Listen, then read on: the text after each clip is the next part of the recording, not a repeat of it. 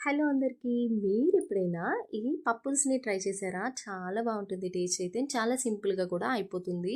రెగ్యులర్‌గా మనం ఇంట్లోని సాంబార్ చేసుకుంటాము, పప్పుచారు చేసుకుంటాము. వాటన్నిటిని కూడా కందిపప్పు యూజ్ చేసి చేస్తాం కదా! కానీ ఈ పప్పుల్స్ మాత్రం శనగపప్పు యూజ్ చేసి చేస్తాము. టేస్ట్ చాలా బావుంటుంది. ఒక్కసారి ట్రై చేసి మీకెలా కుదిరిందో కామెంట్ చేయండి.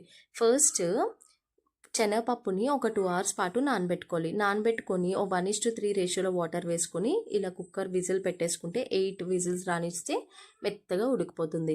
ఇలా మెత్తగా ఉడికిన తర్వాత పక్కన పెట్టుకొని ఇప్పుడు స్టవ్ మీద ప్యాన్ పెట్టుకొని ఆవాలు, జీలకర్ర, మినపప్పు, అలాగే కరివేపాకు, ఎండుమిర్చి, పచ్చిమిర్చి, వెల్లుల్లి దాంతో పాటుగా కొంచెం ఇంగువ వేసుకొని బాగా ఫ్రై చేసుకోవాలి.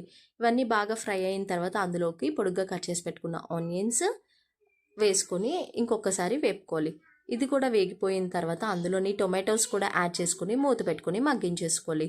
మూత పెట్టుకొని బాగా మగ్గిపోయిన తర్వాత ఇప్పుడు చిన్న నిమ్మకాయ సైజ్ అంత చింతపండుని నానబెట్టుకొని దాన్ని కూడా ఆ వాటర్ని కూడా వేసుకొని ఇప్పుడు పసుపు, ఉప్పు వేసుకొని బాగా బాయిల్ చేసేసుకోవాలి. ఆ వాటర్ అంతా బాగా బాయిల్ అయిపోయిన తర్వాత మనం పప్పు పెట్టుకున్నాం కదా! దాన్ని కూడా యాడ్ చేసేసుకొని ఇలా బాగా ఉడికించుకున్నట్టయితే కన్సిస్టెన్సీ చూసుకొని కావాలి అంటే వాటర్ యాడ్ చేసుకుంటే సరిపోతుంది. వీడియో నచ్చినట్టయితే సబ్స్క్రైబ్.